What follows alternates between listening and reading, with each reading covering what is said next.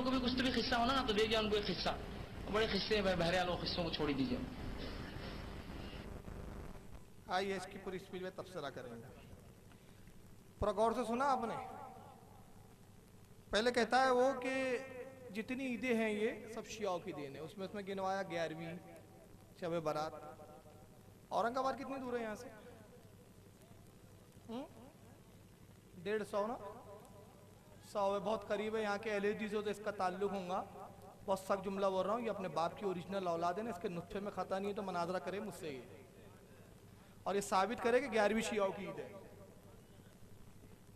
11वीं शियाओं की ईद है, 11वीं भी शियाओं से आई बोलता। बकराओं वहशत में क्या क्या न बकराओं न वहशत में न जाने क्या क्या, कुछ ना समझे खुदा करे कोई। शियाओं का तो ये हाल है, माज अल्लाह उनके यहाँ तो ऐसी किताब है कि गौस पाक को सैयद भी नहीं मानते हो। उनके सैयद ना होने पर उनके रद में किताबें लिखी है। इतना गुस्सा करते हो गौसे आजम का शिया। 11वीं भी शियाओं के। किसी शिया को आपने 11वीं मनाते हो देखा? अब दूसरा कहता है कुंडों की ईद। कुंडों की ईद कौन बोलता भाई उसको? कुंडों की न्याज बोलते बेटा, ईद नहीं बोलते उसको। ईद बोलते हैं जश्न मिलादुन नबी को, ईद मिलादुन नबी। 11वीं को भी 11वीं की ईद नहीं बोलते, 11वीं की न्याज बोलते। न्याज अलग है, ईद अलग है। खलत पलत कर रहा है इसको। अब फिर उसके बाद उसने सवाल उठाया, कुंडे इतने मुकद्दस है क्या? रसूलुल्लाह क्या कितने कुंडे थे? अब यानी रसूल क्या जो हो वही हो, जो नहीं हो वो नहीं हो सकता। ये इस्लाम का कौन सा उसूल और कायदा है? कौन सी किताब में? तेरा फ्रिज है, रसूलुल्लाह क्या था क्या फ्रिज? फ्रिज का पानी क्यों पीता था? रसूलुल्लाह ने फ्रिज रखा था? बोलिए नहीं उस जमाने में नहीं था। अभी तो सुन्नत पे अमल करना। सरकार ने मिट्टी के बर्तन में पानी पिया, तू भी मिट्टी के बर्तन में पी। अब जहालत देखो, बोलता है कि कुंडे बड़े मुकद्दस है। 2 ईदें दी मुसलमानों को। मैं चैलेंज कर रहा हूं, अगर ये अपने बाप की ओरिजिनल औलाद है, कोई हदीस सरी ला दे कि रसूलुल्लाह ने कहा कि लोगों मेरी उम्मत को सिर्फ 2 ईद दी गई है। ये कोई हदीस सुना दे। इन जाहिलों को कुछ नहीं मालूम। अल्लाह के रसूल फरमाते लोगों जुमा भी ईद है, तो 2 ईद का इनकार कर रहा, हर जुमा ईद है। और सही हदीस में, कौन सी हदीस में आया? मैं 2 ही दे रहा हूं। मैं बुखारी के अंदर हदीस है, अल्लाह के नबी सल्लल्लाहु अलैहि वसल्लम मदीने में तशरीफ ला, हिजरत करके अहले यहूद को देखा कि ईद मना रहे हैं, जश्न का माहौल है, ईद मना रहे। फरमाया क्या हुआ, क्या तुम्हारी ईद है? कहा या रसूलल्लाह, ए मोहम्मद आज हमारी ईद है। कहा किस बात पे ईद मनाते हो? कहा आज अल्लाह ने मूसा की कौम को फिरौन से नजात दी थी। आपने फरमाया मूसा से ज्यादा, तुमसे ज्यादा हमारा हक है कि हम इसको ईद मनाएं। और कहा तुम ईद के दिन रोजा रख के खुशी मनाते हो, एक रखते हो रोजा? ऐ मुसलमानों तुम 2 रोजे रख के ईद मनाओ। आशूरे को भी ईद करार दिया सरकार। ये झूठ बोलते हैं कि सिर्फ 2 ईदें। और अगर ये अपने बाप की ओरिजिनल औलाद है तो एक सरी हदीस लाके दिखा दे, गैर मुतारिज हदीस, जिसमें रसूल ने कहा लोगों सिर्फ 2 ईदें, तीसरी ईद कोई नहीं मनाना। किसी हदीस में नहीं। अब उसके बाद क्या कहता है? ये 11वीं की ईद आ गई, ईद गदीर आ गई, 13वीं की। अभी 13वीं की ईद कब मनाते हैं? झूठे मक्कार। 13वीं की न्याज होती है, 10वीं की न्याज होती है, 11वीं की न्याज होती है, इसको ईद नहीं बोला जाता। अब ईद पोशीदा खुफिया होती है। अब ये ईद नहीं है, न्याज है, इसलिए सलीके से होती है, संजीदगी के साथ होती है। और मिलादुन नबी ईद है, इसलिए जश्न मनाते हैं। अब उस पर जो उसने एक मिसाल दी, मिट्टी के बर्तन लाना, पर्दा डा हुआ है, छुपके से अंदर आ जाओ, खा लो। सबसे पहली बात, मुसलमान ये पोशीदगी के लिए नहीं करते, कि एहतरामन करते। हालांकि हमारे उलमा कहते हैं इसकी कोई हाजत नहीं। साफ फरमाते हमारे उलमा कि घरों को लीपा जाता है, कोई जरूरत नहीं है।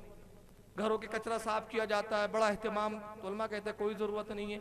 वहां दफन करो। साफ उलमा ने फरमाया कि कुंडे जो पकाए जाते हैं, पूरिया वगैरह, उसका दफन करना, ये माल का बर्बाद करना, ये जायज ही नहीं। उसको आप 1 दिन 2 दिन 10 दिन महीना भर खा सकते, पड़ोसी को दे सकते, ले जा सकते। अब कहता है ये ईद बड़ी खुफिया हो रही है। क्यों हो रही? अमीर माविया का इंतकाल हुआ था, जाहिल को यही नहीं पता। अब अमीर माविया का इंतकाल हुआ, शियाओं ने अमीर माविया की खुशी में कुंडे की ईद रखी। कुंडे की ईद किससे निस्बत है उसको? अरे बताइए। अमीर माविया के जमाने में इमाम जाफर पैदा हो गए थे,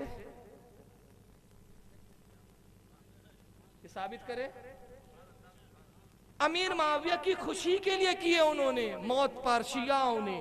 तो इस जाहिल से मैं पूछना चाहता हूं, अपने बाप की अगर ओरिजिनल औलाद है तो शिया की कोई एक किताब से साबित कर दे कि शियाओं ने ये लिखा हो अपनी किताब में कि अमीर माविया की खुशी में हमने कुंडों को राइज किया। कोई किताब में नहीं है।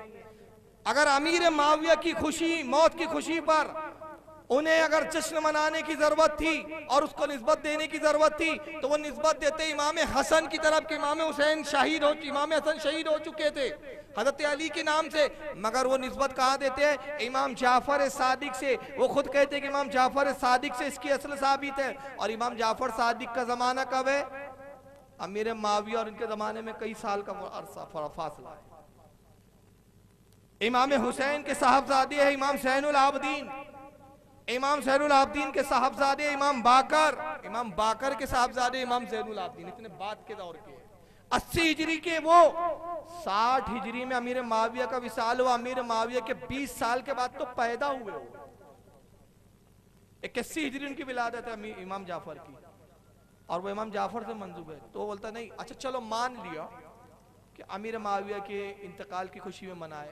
आज कौन सी खुशी है भाई? हुकूमत का डर था, बोलता खुशी मनाएंगे हुकूमत को पता चल जाएगा। हुकूमत किसकी थी? यजीद की। यजीद। आज तो कोई हुकूमत का डर नहीं है, आज भी उसी अंदाज में मनाया जा रहा है। अब उस पर जो उसने एक दलील दी ना, उस पर मैं बोलना चाहता हूं। खुशी छुपकर मनाई जाती है, किसी को बेटा हुआ, अब ये बड़ी अच्छी दलील दी पट्टे ने, आ जाओ आ जाओ चले आ जाओ, कुछ मत बोलो, अंदर आ जाओ। मिठाई ला दी, अब मिट्टी के अंदर, मिट्टी के अंदर कौन मिठाई ला के देता है? झूठ पे झूठ। और इस पर ही बता दो, हमारे उलमा ने लिखा कूंडे की फातिया के लिए मिट्टी के बर्तन कोई जरूरी नहीं है, जरूरी नहीं है। लेकिन हाँ, अवाम एहतरामन के भाई नबी की सुन्नत है, चलो इस बहाने आज सुन्नत भी अदा हो जाए तो मिट्टी के बर्तन उम्मन इस्तेमाल करते हैं, वरना कोई जरूरी नहीं है कि फर्द वाजिब नहीं है। कोई फर्द वाजिब नहीं समझता, कहता मिट्टी के बर्तन में मिठाई ला, अरे खा लो खा लो खा लो। अब खा लिया साहब, हाथ धो लो, वहीं हाथ धुला लिया, अरे क्या हुआ? बस खा लो चुपचाप, अरे खा लो, क्या हुआ? मुझे बेटा पैदा हुआ है। इतना खुफिया पैदा हुआ कि वो खुफिया बेटा किसका पैदा हुआ था मान में सुनना चाहते हैं? ऐसा खुफिया बेटा कहाँ किसको हुआ सुनना है? वो सुन्नियों का नहीं हुआ। सुन्नियों को बेटा पैदा होता ना, बहुत ढोल बजाते हो, सुन्नी डंकी की चोट पे ऐलान कर दू, समझा, हमारे मौलाना समझाते, अबे क्या तमाशा लगा रखा है, कितने ढोल बजा रहा है, और रज जगे और फज जगे, क्या क्या करती है सुन्नी। उल्टा हमको बोलना पड़ता, अरे भाई ठीक है बाबा, बेटा पैदा हो गया, तेरा क्यों तमाशे कर रहा है, ये लड्डू बांट रहा है, ये तमाशे, ये ढोल, ये बाजे। वो बाहर गेट के बाहर शहनाई बच्चे बैठे रहती है। अब बाद माशाअल्लाह वो तो हराम है, लेकिन बाद लोगों के हिजड़े आ जाते हैं, हालांकि हराम है, सख्त हराम है वो। तो हमारे यहाँ जश्न होता है। वो खुफिया बेटा किसका पैदा हुआ और कौन है? आइए, मैं नहीं कहता, अल्लाह ने उसी से कहलवा दिया, सुन लीजिए। खुशी तो कैसी मनाई जाती है आपको पता है और मुझे भी पता है। खुशी कैसी मनाई जाती है आपको पता है और मुझे भी पता है। समझ लीजिए, आपको मैं एक बार कहूं कि भाई अब्दुल्ला साहब घर आ जाइए, बोलो मत किसी को, खामोशी से आ जाओ। फिर अब्दुल्ला साहब आप मेरे घर आते हैं, मैं दरवाजा खोल, जल्दी अंदर आ जाओ, फिर पर्दा डाल देता हूँ, फिर घर के अंदर के रूम में ले जाता हूँ जहाँ पहले से पर्दा पड़ा है, फिर वहां ले आकर आपको बिठाता हूँ। फिर आम बर्तनों में नहीं, लोहे, पीतल, तांबे, लोहे के, एक मट्टी के बर्तन में एक खामोशी से मिठाई लाता हूँ और आपको खिलाओ, खाओ खाओ। और खाने के बाद आपका हाथ पोंछने लगाता हूँ और उसके बाद हाथ धोने लगाता हूँ और बचे वही मिट्टी का डाल देता हूँ। आप उसके बाद क्या हुआ फैज भाई, इतना हो गया? मेरे को लड़का हुआ। आप बोलेंगे इतना खुफिया हुआ? खुशी थी तो कैसे मनानी जाती थी? अरे भाई आ जाओ, आज दावत है, क्यों? मुझे लड़का हुआ। भाई लड़का ही नहीं, मैं लड़की की मिसाल, मुझे लड़की भी, आ जाओ भाई दावत है, ठीक। और आप आ रहे हैं, और भाई क्या फैज साहब, क्या हुआ, अल्लाह ने बहुत आपको किया नवाज, आप बाहर से मुबारकबाद देते हुए आ रहे हैं ना, फिर अंदर आ रहे बैठ रहे, ये होंगे ना खुशी। अब यहाँ कैसी खुशी है? खामोशी से बुला के, पर्दे डाल के। उसने अपनी मिसाल दिया, मैंने अब्दुल्ला को बुलाया, वो अब्दुल्ला सुन्नी था, वो अब्दुल्ला सुन्नी था। अब्दुल्ला भाई आ जाओ, क्या हुआ? अरे खा लो मिठाई, खा लो मिठाई, खा लो, हाँ मिठाई लाओ, खा, हाथ पोंछ लो, हाथ पोंछ। अरे क्या हुआ? मुझे लड़का हुआ। इतना खुफिया हुआ कि हाँ बेटा खुफिया हुआ, पड़ोसी का हाथ था उसमें। तू तो चिल्ले पे चले जाते हो तुम लोग तबलीग करने, तो बेगमें क्या करेंगी बेचारी? तुम तबलीग के दौरों पे निकल जाते हो ना, 40 दिन के चिल्ले, 45 दिन के चिल्ले। खैर ये गैले आती चिल्ला नहीं करता, ये सऊदिया की टूर मारते हैं ये लोग। तो पड़ोसी का हाथ होता है, इसलिए तो इतना खुफिया पैदा होता है। और सुन्नी का उसका अपना ओरिजिनल होता है, तो ढोल बजाता है, दना दन दना, बेटा हुआ है। तो खुफिया बेटा तुम्हारे यहाँ होता है। और पूरी खुफिया डिपार्टमेंट में नहीं किया है, तबलीग करना हो, सुन्नी तो हर काम मैदान में करता है। तुमको गाली भी बकता है तो मैदान में, मनाते का चैलेंज करता तो मैदान में तुम अंदर आ जा, अंदर आ जा, अंदर क्या अल्लाह रसूल की बात होंगी अंदर। अबे अल्लाह रसूल की बात इतने खुफिया? रसूल ने तो वादियों में ऐलान किया है अपनी तबलीग का, कुफारों के बीच किया है, ताइफ के बाजारों में पत्थर खा खा के किया। खुफिया जमात तो तुम्हारी बनी हुई है। एक को पकड़ते, आजा जा, क्या जरूरत है तेरे को, तेरा ईमान खरीदेंगे ना हम। बोला कितनी की जरूरत है तुझे, हमारा कलमा पढ़ना बेटा। वो इतना खुफिया वहां भी बनता है कि पता ही नहीं चलता, पड़ोसी को ही नहीं पता चलता। 40-45 दिन के बाद वो चिल्ला काट के आता, क्या हुआ रे, खुफिया वाबी हो गया। सारा खुफिया डिपार्टमेंट तुम्हारे यहाँ है। यहाँ तो हर काम डंकी की चोट पर है, मिलाद डंकी की चोट पर, 11वीं डंकी की चोट पर। अब बोलता है बड़ी खुफिया ईद होती है। चूंडे कौन सी तारीख को मनाते हैं आप? छुपी हुई है तारीख, खुफिया कहाँ रही? अरे जब तारीख खुली हुई तो छुपी भी कहाँ रही? छुपा हुआ उसको बोलते कि जिसकी तारीख भी पता ना हो, जिसका दिन भी ना हो। और अब हमारे उलमा कह रहे हैं कि पूरा महीना ईद मनाओ। अब आला हजरत का फतवा सुन लीजिए, बड़ी प्यारी बात है। आला हजरत फाजिल बरेलवी से किसी ने पूछा, हुजूर कुंडे की असल क्या है? आला फरमाते हैं कि इसकी असल तो साबित नहीं कहीं से भी, किसी रिवायत से कि कब शुरू हुआ, किसने शुरू किया, लेकिन नजरो नियाज हमारे यहाँ रायज है। इमाम जाफर हमारे इमाम है, उनकी नियाज करना भी जायज है। पूरा साल भी करे तो जायज, पूरा महीना भी करे तो जायज, कोई दिन की पाबंदी नहीं। अब आगे उसने एक और झूठ बोला, वो भी सुन लो। पढ़ते खाना भी आम चीजों में नहीं, खामोशी से खाकर वहीं दफना कर वहीं फेंकना, कुछ ना कुछ तो चालबाजी है ना, कुछ तो है जिसकी पर्देदारी है, जिसको बोलेंगे पर्दे में छोड़ा। नहीं, पर्देदारी नहीं है बेटा। 22 रजब खुली बात है कि कुंडे की, कैलेंडर में लिखा रहता 22 रजब इमाम जाफर की नियाज लिखा हुआ रहता। पर्दादारी वो है फैज साहब, मुझे बेटा हुआ है। कैसे हुआ है? अरे फैज भाई कैसा हो गया, आप तो मेरे साथ घूम रहे फिर रहे थे। पड़ोसी का हाथ है भाई, बड़ी फिक्र मेहनत के हुआ है, मुझे कुछ नहीं करना पड़ा। कुछ तो है जो छुपाया जा रहा है राज। अब ये तो चलन काफी जमाने तक खारिजी और ये चलाते रहे। उसके बाद अभी सुन्नियों में कैसे डाला जाए हमें? हाँ। तो एक नया, अब ये सुनो, ईद तो शिया से शुरू ही बोलता। इमाम हजरत अमीर माविया रदियल्लाहु ताला अन्हु की विसाल की खुशी में उन्होंने कूडे मनाए। अब सुन्नी में कैसे घुसा है? अभी जाहिल कौन समझाए कि वो जब जानते थे कि भाई अमीर माविया को सुन्नी मानते, तो वो अमीर माविया की खुशी मना रहे, तो इस ईद को या वो ईद बोले न्याज बोले, उसको ये सुन्नी में क्यों लाएंगे वो, जबकि उनको पता है कि वो अमीर माविया को रदियल्लाहु अन्हु बोलते हैं। यही इसकी जहालत सुनो। शोशा आ गया, जाफर सादिक की न्याज है बोलेगी। जाफर सादिक ये बहरहाल एक ताबई में से हैं, उनकी बोले नियाज है। अब इसको आम आवाम कैसे मना, चूंकि आम आवाम हनफी होती है, तो कहा जाफर सादिक इमाम अबू हनीफा के उस्ताद है बोल दिए, जबकि उनका मिलना साबित नहीं दोनों का। ताकि अगर रिलेशन साबित कर दे तो फिर क्या होता है, आदमी को लगता है अपना लीडर और वो लीडर, तो और मजबूत हो जाता। तो एक नया रिलेशन साबित किया गया, बोले उस्ताद और शागिर्द, हालांकि दोनों का मिलना और समा सुनना साबित नहीं है। चूंकि एक स्टूडेंट का किसी उस्ताद से मिलना और उसका समा, उससे सुनना, उससे लेक्चर लेना भी साबित होना जरूरी है। समा भी साबित नहीं दोनों का, ना मिलना साबित है ना सुनना साबित है। अब ये झूठ बोला है कि सुन्नियों में ऐसा घुसाएगा, कहा ये इमाम जाफर सादिक इमाम अबू हनीफा के उस्ताद थे, तो उस्ताद है इसलिए इनकी ईद मनाओ, इनकी नियाज दिलाओ, जबकि इमाम जाफर और इमाम अबू हनीफा का मिलना साबित नहीं।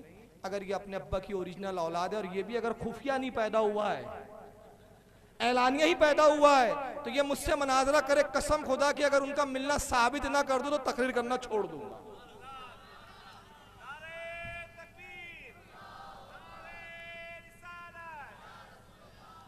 मुताद्दिद किताबों में साबित है। खतीब बगदादी जैसे मौर्रिख ने लिखा है, जिनको सबसे ज्यादा मानते हैं। अरे हद तो यह है कि मोहम्मद जूनागढ़ी तक ने लिखा है, इनके मुल्ला ने। मुताद्दिद रिवायतों में आया कि इमाम अबू हनीफा रदियल्लाहु ताला ने इमाम जाफर से 2 साल इल्म हासिल किया। और यहां तक आया कि जब इमाम अबू हनीफा बहुत ज़ईफ हो गए, बहुओं की बाल पक गए, आपके सर के बाल वो सफेद हो गए, किसी पूछने वाले ने पूछा, ऐ अबू हनीफा आपकी उम्र कितनी है? फरमाया मेरी उम्र 2 साल है। कहा आप झूठ कहते हैं, इतनी उम्र हो गई आपके बाल पक गए, आप झूठ कहते हैं? का कसम खुदा की मैं झूठ नहीं कहता, मैंने 2 साल इसलिए कहा कि जो 2 साल मैंने इमाम जाफर सादिक की सोहबत में गुजारे वही मेरी असल उम्र है, बाकी उम्र तो मैंने ऐसी गवाई है, साबित है वो। तो बहरहाल जनाब का कहना है कूंडे साबित नहीं। इनको न्याज से बड़ी चिड़ है। क्यों चिड़ है इसकी वजह बताता हूं। सुन्नियों की किस्मत में हलवा, कूंडे, बिरयानी, शरबत, खिचड़ा, या अल्लाह कितनी नेमतें हैं। अब इनको कुछ नहीं मिलता। एक ने कहा पट्टे ने दुरूदो सलाम क्या है, नजीस है, क्योंकि फातिहा में हम दुरूदो सलाम भी भेजते हैं। दूसरे ने कहा 11वीं सुअर से ज्यादा हराम। तीसरा बोलता है कूंडों की कोई असल नहीं, खुफिया। अब आइए इनके घर की, तो पहले देवबंदी को उसके घर पहुंचाते हैं। बेस्टी जेवर उठाया अशरफ अली थानवी साहब की, और मैं यकीन से कहता हूं कि ये वो किताब है जो हर देवबंदी के घर में आपको मिल जाएगी। अगर देवबंदी हजरात यहाँ हो, अपने घर आज ही जाएं, तकरीर के बाद फौरन जाएं, जाकर किताब बेस्टी जेवर खोलें, नजासतों के पाक करने का बयान, ये बाब निकाले, दूसरा हिस्सा मसला नंबर 26 देख ले, उसमें हकीमुल उम्मत साहब ने क्या लिखा, अशरफ अली थानवी ने, देख लीजिए। हिस्सा 2 मसला 26। थानवी साहब कहते हाथ में कोई नजीस चीज लगी थी, गू, गोबर, पखाना, पेशाब, ये क्या है, नजीस चीज है। अब ये हाथ में लगी थी, गू, गोबर, पेशाब, हाथ में कोई नजीस चीज लगी थी, उसको किसी ने जबान से 3 दफा चाट लिया तो भी पाक हो जाएगा, मगर चाटना मना है। थानवी साहब कहते है तो मना, बचना चाहिए, चाट लेगा तो पाक भी हो जाएगा। अब कितना बेहतरीन मसला दिया, पानी की बचत, गवर्नमेंट भी खुश कि यार देवबंदी लोग कितना पानी बचा रहे हैं। अब ताहिर गयावी साहब का एक दिन क्या हुआ, मैं किस्सा सुनाता हूँ। गया में रहते हैं, ये जो बिहार का इलाका है, खेत में गए, वहाँ पानी वैसे भी बड़ी किल्लत होती है, बोरिंग का पानी आता है। मैं खुद गया हूँ, गया में भी तकरीरें हुई है मेरी, बिहार में। अब ये गए जनाब, गया में खेत में जाके करते हैं, वहाँ लेटरिन बाथरूम भी और पाखाने भी नहीं होते आमतौर पे। थानवी साहब के अचानक ख्याल आया, गर्मी बड़ी तेज पड़ रही है यार, 45 और 44 का टेम्परेचर चल रहा है, बोरिंग का पानी भी नहीं आ रहा है आजकल, इससे बेहतर कब मौका आएगा कि हकीमुल उम्मत के मसले पर अमल किया जाए। तो गयावी साहब ने लिया और हाथ से पुचोड़ा पूरा हाथ पे हासिल कर लिया, अखज हो गया। फिर 3 दफा चाटा ताहिर गयावी ने, पाक करना है हाथ को, 1 2 3। थानवी साहब के फतवे के मुताबिक हाथ हो गया पाक, मगर मुंह का क्या हुआ। यह है थानवी साहब की अकल, कितने आला दर्जे के अकलमंद थे। अब मैं एक जुमला बढ़ा रहा हूं, अल्लाह का शुक्र है थानवी साहब का इंतकाल हो चुका है। अगर वो जिंदा होते और मेरी तकरीर सुन लेते तो 2 काम करते, या तो खुदकुशी कर लेते, बोलते या अल्लाह ये तो मुझे सुझा ही नहीं कि 3 दफा मुंह चाटेगा हाथ, तो हाथ का तो पाक हो गया, मुंह का क्या हुआ। इसको अब कहते पानी से चीड़ है, पानी का इस्तेमाल करना ही नहीं है, तो या तो खुदकुशी करते या फिर क्या करते, बहश्ती जेवर का नया एडिशन निकालते, इजाफा करते, उज़्वे तनासुर को मुंह में डाल के मुतले मुंह भी साफ हो जाएगा।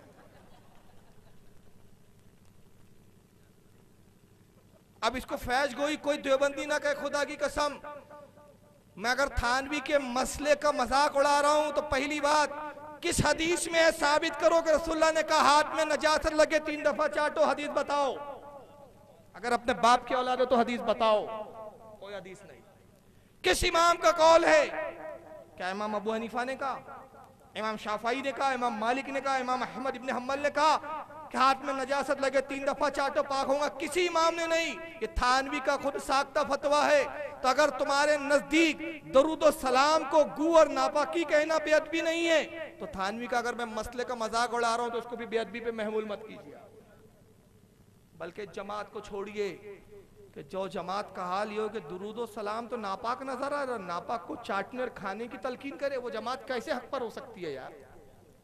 किस जमात में जा रहे हो तुम, क्यों आखिरत तबाह कर रहे हो अपनी।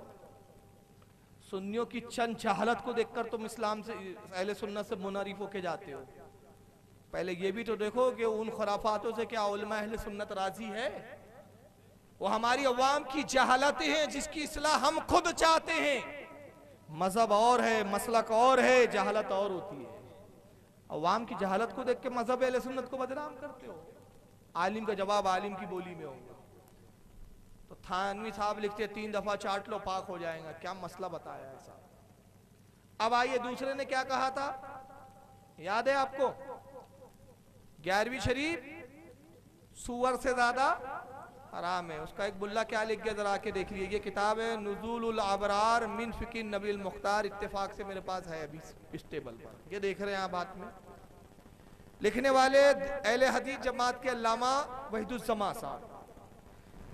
वहीदुज़्ज़मा इस किताब में लिखता है, सफ़ा नंबर 31, पाकी और नापाकी का बयान हो रहा है। कहते सुरूरुल क़ल्ब वल खिंज़ीर फ़फ़ीह क़ौलान वलस्साहु तहरा, सुअर और कुत्ते के झूठे के बारे में 2 कौल है। सही कौल ये है कि उसका झूठा पाक है। वहीदुज़्ज़मा कहता है किसी खाने के बर्तन में कुत्ते ने मुंह डाला, कुछ खाया पिया छोड़ दिया, सुअर ने मुंह डाला, सुअर ने खाया पिया छोड़ दिया, वो जो झूठा छूटा हुआ है उसके बारे में कौल है कि नहीं खाना चाहिए, दूसरा कौल है कि वो पाक है, उसको खा सकते हैं। तो सही है कि खाना चाहिए, खा सकते हैं। आइए उसी किताब नुज़ूलुल अबरार मिन फ़िक़्हि नबील मुख्तार में देखिए, वही किताब।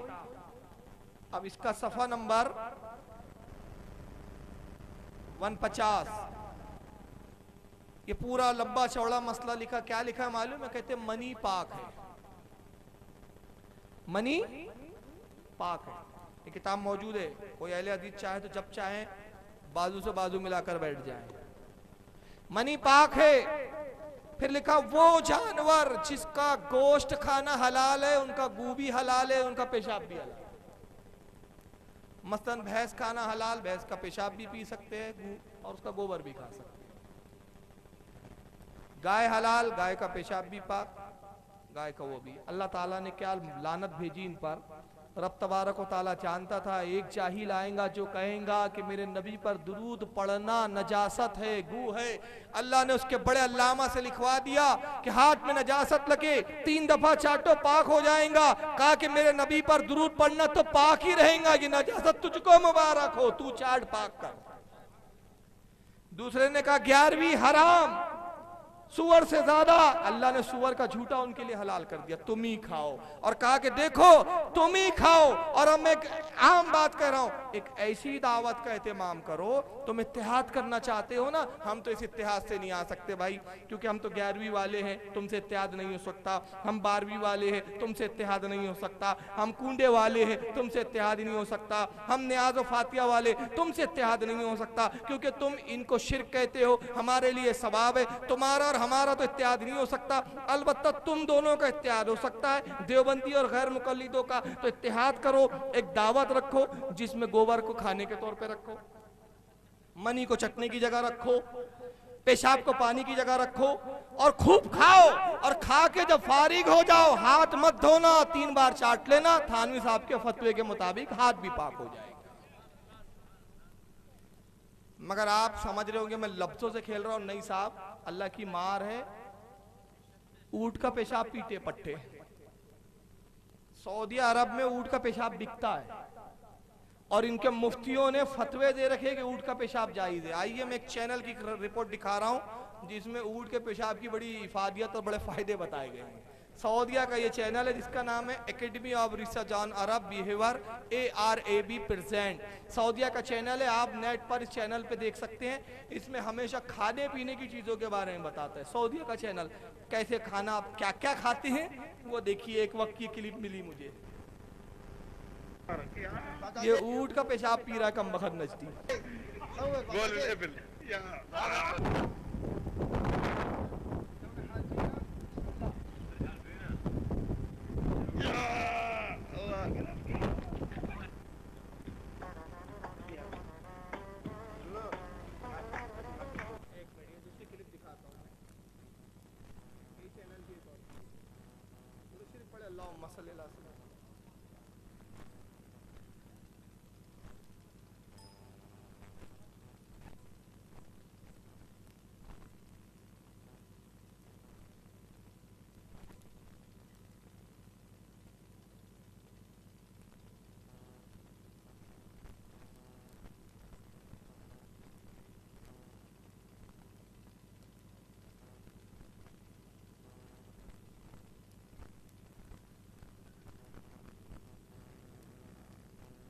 बहरहाल वो दिख नहीं रही है अभी, चलिए वही देखिए।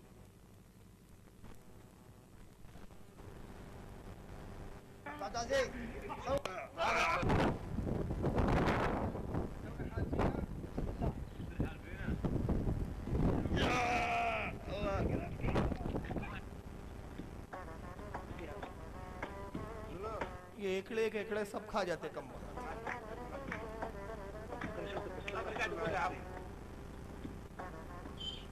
ونحن نشاهد نصفي وطعم اللحم لخليل. المهم في الموضوع انه خليل اللي ياكل لحمه الرمح. منذ مئات السنين في مسابقة رمزية غير معلنة، ويقضي هذا التقليد بأن يمر سكان الحي على جميع المأكولات.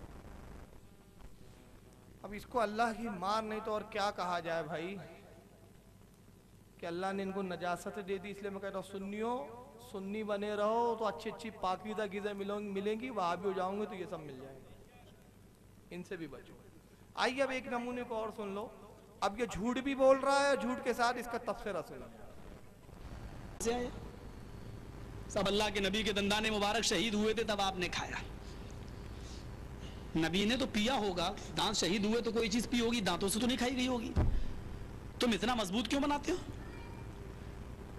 नबी ने सिर्फ अकेले खाया या आपके साथ जितने साहबा थे सबने खाया? नहीं साहब, अकेले ही खाया। तुम्हारी पूरी जरूरत क्यों खाती है? नबी ने सिर्फ एक बार खाया, तुम हर साल क्यों खाते हो? चलो मैंने मान लिया तुम्हारी बात, नबी ने सिर्फ एक साल खाया जिस दिन दंदाने मुबारक शहीद हुए, तुम्हारी पूरी जरूरत हर साल क्यों खाती है? साहब जो काम मेरे नबी ने एक बार किया वो जिंदगी भर की दलील बन जाती है। अगर वो काम जिंदगी भर की दलील बन जाती है तो हमारे नबी ने पेड़ पे पत्थर तो कई कई दिन मुसलसल बांधे हैं, वो दलील क्यों नहीं बनाई तुमने? मौलवी का जवाब होता है हलवा खाना मौलवी का काम, पत्थर मानना नबी का काम। खाने का मामला आया, मौलवी ने सुन्नत बना लिया। बुखारी शरीफ की किताबुल आतिमा वाला शरीबा की रिवायत है,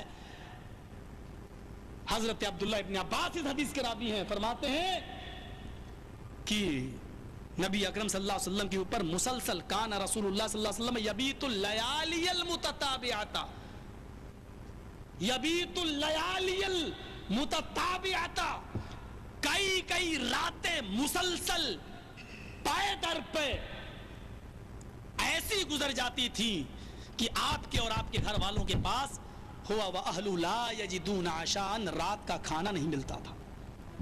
और काना फेले मुजारे पर दाखिल है, कंटिन्यू, ऐसा नहीं कि आज नहीं मिला कल मिल गया, कल मिल गया परसों नहीं मिला फिर मिल गया, नहीं। काना रसूलुल्लाह सल्लल्लाहु अलैहि वसल्लम यबीतुल लयालियल मुतताबिया, कई कई रातें, और मुतताबिया का लफ्ज़ पे दर पे, कंटिन्यू, रेगुलर कई कई रातें ऐसी गुजर जाती थी कि रात का खाना नहीं मिलता था। पूछा फिर गुजर? कहती इल्ला तमरु वल मा, सिवाय पानी और खजूर के गुजारा नहीं। बुखारी के अल्फाज हैं। उसको दलील क्यों नहीं बनाया? शबे बारात का हलवा कहां से आया? आपको मालूम कहां से आया? उसने एक रिवायत सुनाई कि ग़ज़वा उहद में रसूलुल्लाह के दंदाने मुबारक शहीद हुए तो उन्होंने हलवा खाया। सबसे पहला जर्जिस से मेरा सवाल है, अहले सुन्नत की किस किताब में ये लिखा है कि रसूलुल्लाह के दंदाने मुबारक शहीद हुए तो हलवा खाया, वहां से शबे बारात का हलवा आया? कौन सी किताब में? इसके घर में नाजिल हुई ये किताब, हमारी तरफ मंसूब कर रहा है, अहले सुन्नत की किसी किताब में। ग़ज़वा उहद 3 हिजरी में हुआ, शबे बारात किसी और महीने में आई, ग़ज़वा उहद किसी और महीने में हुआ, इसका कोई तालमेल ही नहीं है। और उसके बाद कहता है मैं रसूलुल्लाह ने दंदान मुबारक शरीफ में कोई चीज पिया हूँ तो इतना हार्ड क्यों बनाते हो? अच्छा चलो अब हम जैसे भी बनाते, रसूलुल्लाह तो पेट पे पत्थर भी बांधे, उसको क्यों दलील नहीं बनाया? भाई हमने तो हलवे को बना लिया, पेट वाली हदीस पे तू अमल कर ले। तो रसूल को नहीं मानता? फिर हदीस सुना रहा है रसूलुल्लाह के यहाँ कई कई दिन के फाके होते थे, कई कई दिन के फाके, मुसलसल फाके होते थे, तुमने उसको क्यों दलील नहीं बनाया? तू क्यों नहीं मुसलसल भूखा रहता?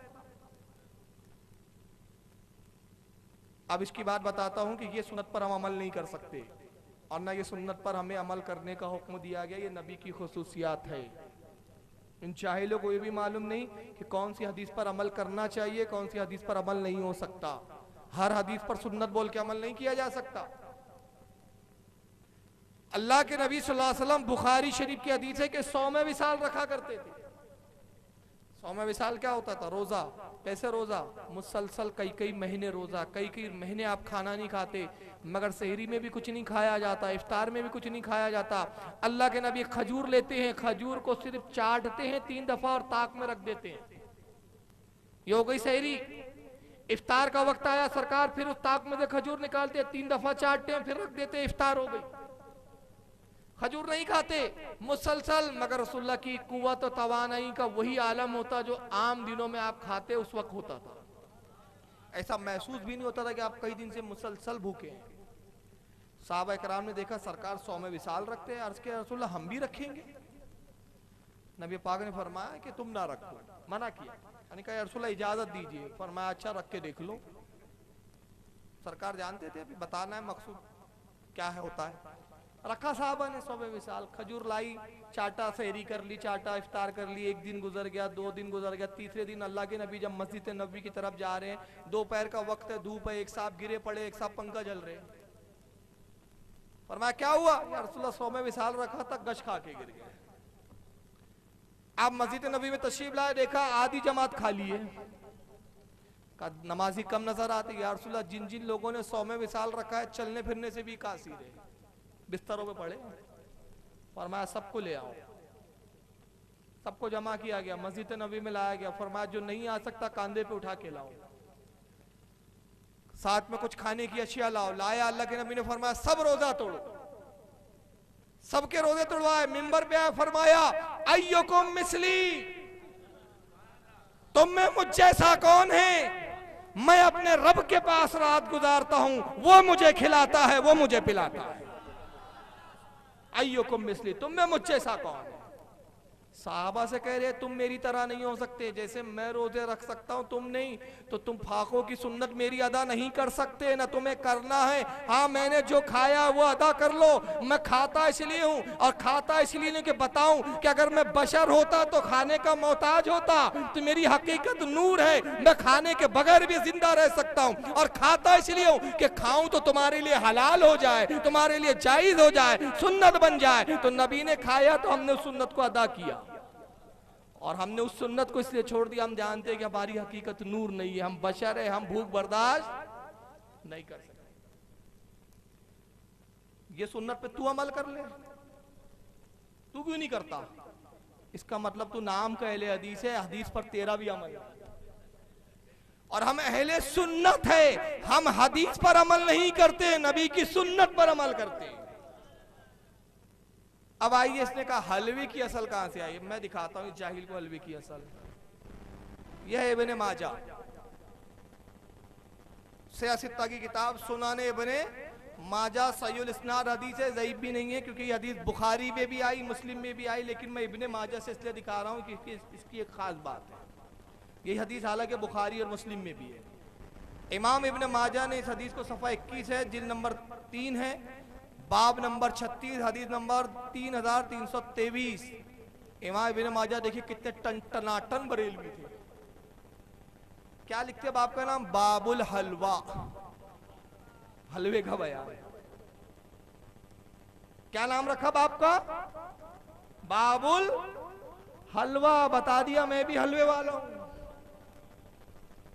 अब हदीस लिखी, हद्दसना अबू बकर इब्ने अबी शैबता, इमाम अबू बकर इब्ने अबी शैबा से हमने हदीस सुनी। वाली इब्ने मुहम्मदीन व अब्दुर्रहमान इब्ने इब्राहीमा कालू सना अबू सामा काला सना हिशाम इब्ने उरवा अन अबी। और रिवायत करते हमने अली इब्ने मोहम्मद से सुना, उन्होंने सुना अब्दुर्रहमान इब्ने इब्राहीम से, और वो कहते हैं हमने समात की अबू उसामा से, वो कहते हैं हमने हिशाम बिन उरवा से सुना, वो अपने वालिद से रिवायत करते अन आयशा रदियल्लाहु ताला, उम्मुल मोमिन हज़रत आयशा सिद्दीका रदियल्लाहु ताला अन्हा से रिवायत है, क़ालत वो कहती है, काना रसूलुल्लाह सल्लल्लाहु अलैहि वसल्लम युहिब्बुल हलवा वल असल, सरकार को 2 चीजें पसंद थी। उम्मुल मोमिन कहते सरकार 2 चीजों को बहुत पसंद करते थे, एक हलवा, दूसरा शहद। तो तो सुन्नी इसीलिए हलवा फातिया में रखते हैं कि नबी को पसंद था, ये इसलिए चीड़ते कि इनको नबी से ही चीड़े। तो अल्लाह का करम है कि अल्लाह ने कहा सुन्नियों हलवा मेरे नबी को पसंद है, तुम हलवा खाओ, वहाबियों नजासत तुम चाटो कि थानवी को पसंद था, मनी तुम खाओ ताकि तुम्हारे मुल्लाओं को पसंद था। चलिए काफी वक्त हो रहा है, मैं यहीं पे ख़त्म करना चाह रहा हूँ, फिर इंशाल्लाह सवाल जो आपके प्रोग्राम चाह रहा हूँ, लेकिन एक आखिरी क्लिप दिखा रहा हूँ। मुतालबे आए हैं हथौड़े के मदरसा दिखा दो, मस्जिद नबवी, ये सब मेरी डीवीडियाँ हैं, बार बार वो दिखाना भी मुझे ठीक नहीं लगता कि इन बेगैरतों के मकरू चेहरे कहाँ का बार बार दिखाऊँ। प्रॉब्लम यह है कि मैं कुछ इल्मी बयान करना भी चाहता हूँ तो अवाम की ख्वाहिश होती है ये दिखाओ वो दिखाओ, तो वो बयानात फिर इल्मी नहीं हो पाते। तो बहरहाल मैं ऐसे भी गुजारिश करता हूँ कि बहुत सारी अगर ये सब दिखाऊँ तो बहुत वक्त हो जाएगा। तो मैं दो चीज़ें चाह रहा हूँ, पहली ये कि एक आखिरी क्लिप दिखा रहा हूँ, और पहले दूसरी ये चीज़ चाह रहा हूँ कि ये चीज़ें मेरी नेट पर मौजूद है, बॉम्बे में सीडियाँ मिलती हैं, रज़ा इंटरप्राइजेस वाले भी निकालता है, उसके बाद क्या नाम है अपना चिश्तिया के सीड दीन इस्लाम चैनल हमारे शकील भाई का है, और जो अभी रिकॉर्डिंग भी कर रहे हैं माशाल्लाह, इनके चैनल पे भी मुसलसल तकरीरें आती है। तो आप कोशिश करें कि ये चैनल आपके यहाँ है, उसके लिए जो माली इमदाद होती है उसमें आगे बढ़े ताकि दीन का काम हो इसके ज़रिए। तो बहरहाल शकील भाई की अभी सीडियाँ मिलती है, SHO सुन्नी हनफिया और ऑर्गेनाइजेशन जो चला रहे हैं, बॉम्बे में उसकी ब्रांच है, वहाँ से भी सीडियाँ मिलती है, जो अनीस भाई हमारे मौजूद है उनसे आप हासिल कर सकते हैं। तो सीडियाँ ले देखे, आपको ये सब चीज़ें उसमें मिल जाएंगी। अब वो जो दिखा चुका हूँ बता चुका हूँ, बार बार बताना मुनासिब नहीं है। एक आखिरी क्लिप दिखा रहा हूँ, लेकिन वो क्लिप दिखाने से पहले मैं आपसे एक सवाल पूछना चाहता हूँ, बताना चाहता हूँ देखो कितने झूठे लोग हैं, कितना झूठ गढ़ते हैं। पहला सवाल मेरा यह है कि ये बताइए, अगर कोई शख्स अपनी बीवी को 3 तलाक दे दे, अब दोबारा वो अपनी बीवी को निकाह में रखना चाहता है तो उसे क्या करना चाहिए? बोलिए, जोर से बोलिए। हलाला मतलब अवाम में सबको मालूम है कि हलाला ये शरीयत में कानून है, ये कुरान में मौजूद है, हदीस में मौजूद है, और साहबा ने इस पर अमल भी किया। कुछ सुन्नत हदीसों में मिलता है कि बाद साहबा में से कुछ ने तलाक दी तो हलाला करवा के अपनी बीवी को रखा भी है। मगर आपको मालूम होगा अहले हदीस हलाला को नहीं मानते। अहले सुन्नत वल जमात के नज़दीक इस पर इजमा है तमाम अइम्मा का, चारों इमाम का, सहाबा का, और इस पर कुरान की दलील है, हदीस है कि अगर किसी शख्स ने 3 तलाक दिया एक मजलिस में निकाह से बाहर हो। मगर अहले हदीस कहते नहीं, एक मजलिस में 1 लाख बार भी बोलेगा तलाक तलाक तो एक ही तलाक होगा, उनके घर की खेती है। हालांकि अजीब बात है कि निकाह पढ़ाने जाता है तो एक ही मजलिस में बोलता है कबूल किया कबूल किया कबूल किया, बीवी बन गई, और एक मजलिस में 3 बार तो नहीं छोड़ूंगा नहीं बोलता, लेना आया तो एक ही बार में 3 ले लिया उसने। ऐसा नहीं हुआ कि आज एक दूल्हा बन के आता, एक बार बोलता कबूल किया, फिर कल और आऊंगा बारात लेकर, फिर कल आता बोलता हाँ आज भी कबूल किया, एक ही मजलिस में 3 बार कबूल किया, वो ले लेता है। और जब छोड़ने का टाइम आया तो नहीं साहब वो एक मजलिस की 3 तलाक नहीं होती, जबकि इस पे इजमा है। फिर दूसरा इन्होंने लाया आसानी के लिए ताकि लोग हमारी तरफ आए, और बहुत से लोगों को मैंने देखा, अब मैं उनको जाहिली कहूँगा, अपनी बीवी को जज्बात में तलाक दे देते हैं, फिर उलमा से पूछते हैं, उलमा कहते हैं हलाला करना पड़ेगा, और ये फतवा देते हैं हलाले की ज़रूरत नहीं है बेटा वैसे ही रख लो। तो अहले हदीस हो जाते, बोलते यार ये मज़हब कितना अच्छा है। तो बीवी के चक्करों में भी अहले हदीस हो रहे हैं, यानी सहूलतें, बहुत सहूलतें, शॉर्टकट है वहाँ पर, इतना शॉर्टकट के नफिल नमाज तो बहुत पहले छोड़ चुके, सुन्नत भी छोड़ दो बोलते हैं। शब बारात की नमाज नहीं है, शब कदर की नमाज नहीं है, कोई नमाज नहीं है, ये साबित नहीं, वो साबित नहीं है, साबित नहीं। किसी दिन अपने अब्बा को ही बोलेंगे बेटा आपका हमारा बाप होना ही साबित नहीं, दलील क्या है? अम्मा जान ने कहा था ज़ईफ रावी है, क्योंकि कुरान ने औरत को भी ज़ईफ कहा है, कमजोर कहा है, ज़ईफ रावी है। अम्मा ने कहा यही अब्बा है, मैं नहीं मानता। और नौबत यहाँ ना है कि मुनकर नकीर कबर में आए, मर रब्बो का तू कौन है मुनकर नकीर, क्या दलील है? 2 टपाशे देंगे, बोलेंगे यही दलील है हमारी, क्योंकि दलील मांगने का बहुत भूत है इस फिरके पर। क्या लिखा है? अच्छा हाँ इस पे बोलना है उन्वान पे, ठीक है। तो इन्होंने हलाला भी निकाल दिया, कहा हलाला करने की जरूरत नहीं है। अब जो हलाला करते हैं उन पे क्या झूठी तोहमत बांध रहा है, इसको सुनिए आप तौसीफुर रहमान। और अजीब बेगैरती है, जुर्म मर्द करता है, सजा औरत को मिलती है। 3 तलाक इकट्ठी किसने दी? मर्द ने। गुनाह किसका है? मर्द का, वो बेचारी घर बैठे इसके बच्चों की पोटियां धो रही है, ये आकर कहता है मैं गलती से 3 तलाकें दे बैठा हूं, अब हलाला करवाना पड़ेगा। बेगम पूछती जी ये हलाला क्या बला है? कहा एक रात के लिए किसी और के पास जाना पड़ेगा। कहा तलाक तूने दी है, तू अपना हलाला करवा गया, मेरा क्यों करवाता? कसूर तो तेरा है, ज्यादती तो तूने की है। बेहयाई का दरवाजा खुला, अल्लाह की कसम वो मस्जिदें, वो मीनार जहां से ला इलाहा इल्लल्लाह की आवाजें गूंजती थी, उन मीनारों के साए तले मुल्लाओं ने, मौलवियों ने अपने गंदे अकीदों को सामने रखते हुए, अपनी गंदी बेहयाई और बेगैरती के जज्बात को सामने रखते हुए मस्जिदों के अंदर कमरे खोल रखे हैं, हलाला सेंटर बना रखे। मस्जिदों के अंदर कमरे खोल रखे हैं, हलाला सेंटर बना रखे। क्या कहता है? औरतें कपड़े धो रही है, औरत वो आता है मैंने तलाक दिया, अब हलाला करना पड़ेगा। औरत बोलती तू अपना हलाला करा, जुल्म तो तूने किया, ज्यादती तो तूने की। बेहयाई का दरवाजा खुला, अल्लाह की कसम, अल्लाह की कसम वो मस्जिदें जिसके मीनारों से ला इलाहा इल्लल्लाह की आवाजें गूंजती थी, उन मीनारों के साए में मुल्लाओं ने, यानी सुन्नी मौलानाओं ने अपने गंदे जज्बात को रख के कमरे खोल रखे, हलाला सेंटर बना रखे। कहने कुछ मौलवियों ने क्या किया, उसके कहने के मुताबिक मस्जिदों में कमरे बना दिए, बाजू में मीनारों के पास बोर्ड लगा हुआ है, यहाँ हलाला किया जाता है। हलाला से अपनी तलाकशुदा बीवियों को लेके मौलाना साहब हलाला कर लो। कितनी मस्जिद है आपके यहाँ भाई? कितनी है? 25-27 बोल रहे। चलिए 25-27 जो भी है। देवबंदी की छोड़ के बताओ, उनकी छोड़कर 25 है। 5 मस्जिदें अपनी। चलिए देवबंदियों की ज्यादा है, यानी इनकी ज्यादा है। और नासिक में कितनी होंगी? अहले सुन्नत की मस्जिद है आपके करीब है, सुन्नियों की सिर्फ? हाँ टोटल सुन्नी है। तो कितनी मस्जिद है अंदाजा तादाद मसाजिद की? 60 मस्जिद है। और बॉम्बे में तो गिन ही नहीं सकते आप। ईमानदारी से बताइए, आपके इस शहर की 5, नासिक आपका करीब है, वहां की 60-65 और बॉम्बे की सैकड़ों। इन किसी मस्जिद में आपने हलाला सेंटर देखा? किसी मौलवी का हुजरा जिस पे लिखा है हलाला सेंटर मस्जिदों के मीनारे पे? इसको कैसे मालूम? 3 वजह हो सकती है, या तो अम्मा गई है हलाला करने कहीं, या बहन गई है, या इसकी बीवी गई है।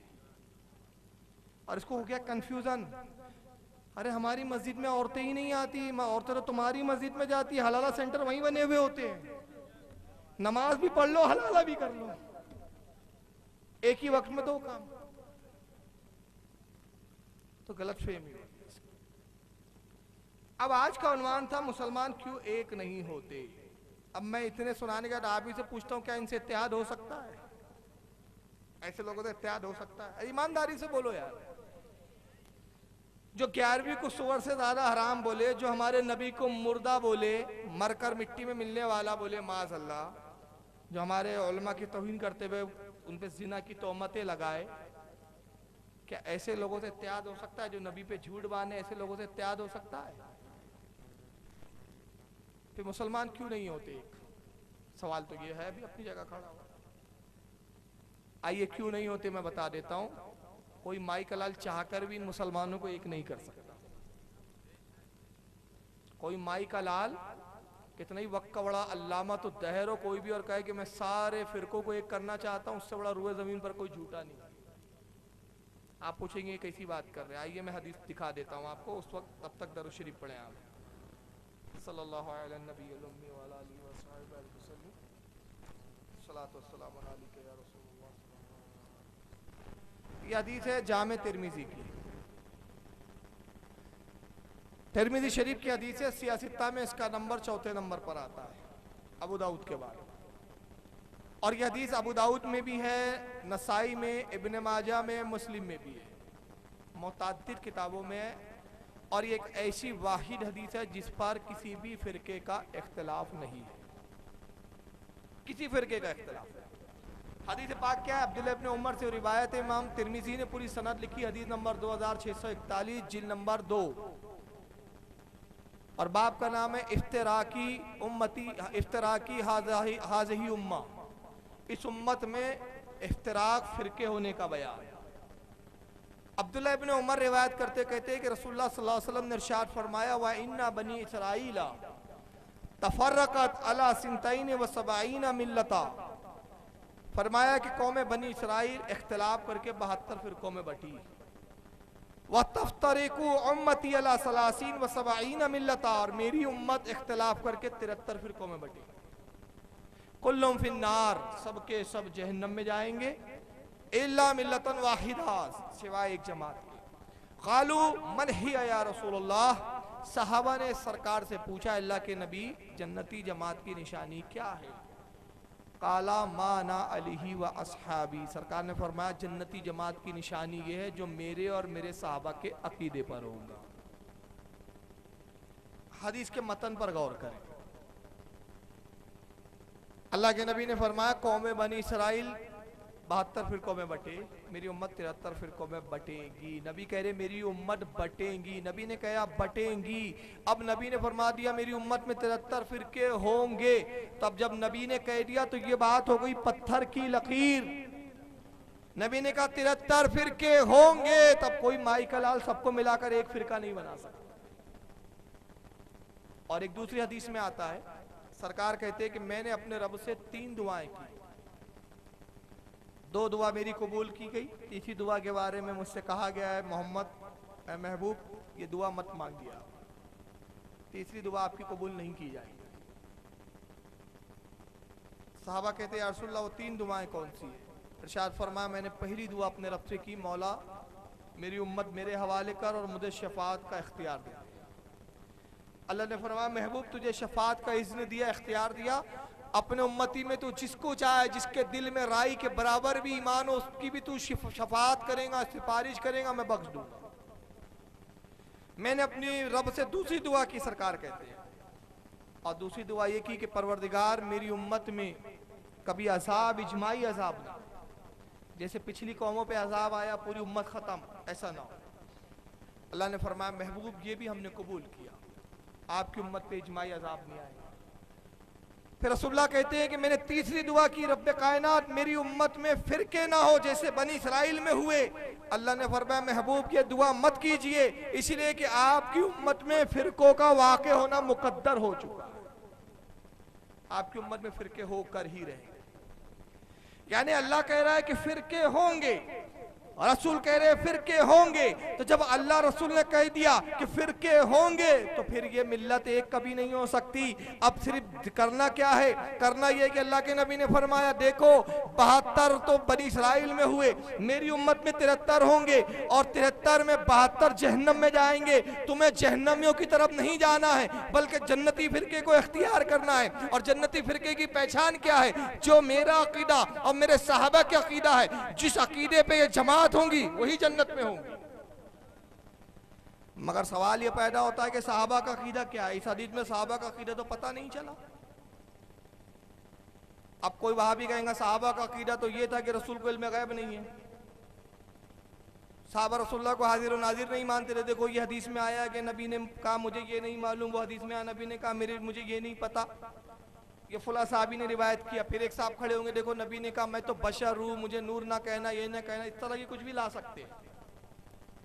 और फिर इधर से सुन्नी लाएंगे, देखो रसूलुल्लाह को इल्म गैब था, ये हदीस है, रसूलुल्लाह हाजिर और नाजिर है, ये हदीस है, ये भी फला साहबी से। फिर हो गया कंफ्यूजन। देवबंदी बोलेंगे हाँ आप जो हदीस ला रहे वो हम नहीं मानते, ज़ईफ है। हम बोलेंगे हम तेरी हदीस नहीं मानते, ज़ईफ है। इख्तिलाफ तो खत्म नहीं हुआ। फिर कैसे पता चला है कि सहाबा का अकीदा क्या था, नबी का अकीदा क्या था? मैं कहता हूँ ज़्यादा ज़हमत करने की ज़रूरत नहीं है। अल्लाह का शुक्र है इसी हदीस में साबित है, इसी हदीस में पोशीदा है, इसी हदीस में मौजूद है कि जन्नती फ़िरका अहले सुन्नत वल जमात बरेली मकतब फ़िक्री है। आप पूछोगे बरेली का नाम नहीं आया, अहले सुन्नत लफ्ज़ भी नहीं आया, आपने इसी हदीस में कैसे अपने आप को जन्नती कह दिया? सुन लीजिए कैसे काम है। नबी ने कहा बनी इसराइल 72 फ़िरकों में बटे, ये खबर दी नबी ने माजी की, और अभी मैं मौजूद हूँ, फिरके अभी तो नहीं हुए, जब तक मैं मौजूद हूँ फिरके नहीं होंगे। ये खबर थी हाल की, और कहा मेरी उम्मत में 73 होंगे, ये खबर थी मुस्तकबिल की। और जहाँ माजी, हाल और मुस्तकबिल की खबरें दी जाए उसको कहा जाता है इल्मे गैब। तो मालूम हो गया जो नबी का गैब मानेंगे वही होंगे जन्नती। और जो नबी के गैब का इनकार कर देंगे वो जहन्नमी। और सहाबा का यही अकीदा था कि जब सहाबा ने सुना नबी ने कहा कि 72 फिरके बनी इसराइल में हुए, तो सहाबा ने ये नहीं कहा या रसूल अल्लाह आपको कैसे मालूम, ये तो गुजरी भी खबर है, आप तो जब पैदा भी नहीं हुए थे। फिर नबी ने कहा 73 फिरके होंगे, तो किसी साहबा ने इनकार नहीं किया कि अल्लाह के नबी आपको कैसा मालूम, आप तो मरकर मिट्टी में मिल जाएंगे, आपको कैसा पता चलेगा कि 73 होंगे। मतलब उन्होंने नबी के इल्म गैब पर इतराज नहीं किया, बल्कि क्या कहा, अल्लाह के नबी आपने कहा 72 फिरके बनी इसराइल में हुए, हम यकीन रखते हैं कि आप जो खबर दे रहे हैं वो सच्ची है, क्योंकि अल्लाह ने आपको इल्म गैब दिया है। आप खबर दे रहे 73 फिरके होंगे, हम यकीन रखते हैं कि आप सच कह रहे, इसलिए कि 73 फिरके होंगे, ये भी गैब की खबर है। अल्लाह के नबी हमारा अकीदा तो ये है कि आप गैब जानते, अब इसलिए हम पूछते हैं कि अपने गैब के इल्म से ये भी बता दीजिए कि जन्नती की निशानी क्या है, ये भी बता दीजिए। तो नबी ने कहा कि जो मेरा अकीदा और मेरे साहबा का अकीदा और तुम्हारा अकीदा यही है कि जब मैं गैब की खबर दे रहा हूं तो तुम एतराज नहीं कर रहे हो, इसलिए मैंने तुम्हारी ही अकीदे को जन्नत की अकीदे का मेयार बना दिया। इसी हदीस में पोशीदा। तो अब हमारी जिम्मेदारी सिर्फ ये है कि हम जन्नती फिरके को इख्तियार करें। और दूसरा देखिए, सहाबा ने ये नहीं पूछा अल्लाह के नबी 72 फिरकों की निशानी बताइए, ये नहीं पूछा अल्लाह के नबी जब 73 फिरके होंगे तो 72 जहन्नमियों की भी अकीदे बता दीजिए, उन्होंने ये नहीं पूछा, सिर्फ एक सवाल किया जन्नती फिरके की निशानी बताइए, सिर्फ जन्नती। इसलिए कि हमें जन्नत में जाना है, हमें इधर उधर नहीं देखना है। गोया साहबा ने अकीदा दिया कि देखो सिराते मुस्तकीम को देखो, न इधर झांको न उधर झांको, तब जो कभी इस जमात में कभी उस जमात में, ये भी सही वो भी सही, तो मालूम हो गया उसका अकीदा सहाबा का नहीं है। सहाबा का अकीदा वो सिराते मुस्तकीम वाला कि सिर्फ जन्नत पर नजर रखो, इधर जहन्नमियों की तरफ मत देखो। इसी को आला हज़रत ने कहा, तेरे गुलामों का नक्शे कदम है राहे खुदा, वो क्या बहक सके जो ये सुराग लेके चले। तो बहरहाल ये हदीस वाज़े कर देती है। लिहाजा मैं उन तमाम लोगों से कहना चाहता हूं जो सुन्नी थे, इनकी नमाजें देखकर चले गए। रसूल ने नमाज को मेयार नहीं बनाया, ये नहीं कहा जन्नती वो जो बहुत नमाज पढ़ेंगे, इसलिए कि इब्लीस ने भी बहुत पढ़ी थी। नबी ने ये नहीं कहा जो बहुत चिल्ले काटेंगे, नबी ने ये नहीं फरमाया जो बहुत मुत्तकी होंगे, बड़े लंबे लंबे दाढ़ियां रखेंगे, ये नहीं फरमाया। का अकीदा, इसलिए कि अकीदा असल है। नमाज रोज़ा हज ज़कात सब ये अमाल है। अकीदे की बुनियाद मजबूत है तो सारे अमाल कबूल है, और अकीदा ही कमज़ोर है तो सारे अमाल कोई फ़ायदे के नहीं। तो आज जो लोग मुख्तलिफ फ़िरक़ों में जा रहे हैं वो खुद गौर करें कि पहले वो क्या थे। पहले वो सुन्नी थे, वही अकीदा था उनका मज़ारों वाला, वही अकीदा था बुजुर्गों को मोहब्बत करने वाला, वही अकीदा था नजर नियाज करने वाला। किसी कट्टर से कट्टर वहाबी को पकड़िए आप अपने इलाके के, देखिए वो क्या था, आपको सुन्नी मिलेगा। खुदा ना खास्ता वो सुन्नी नहीं है तो उसका बाप सुन्नी मिलेगा, बाप सुन्नी नहीं तो दादा जरूर सुन्नी मिलेगा, दादा के बाद गुंजाइश खत्म।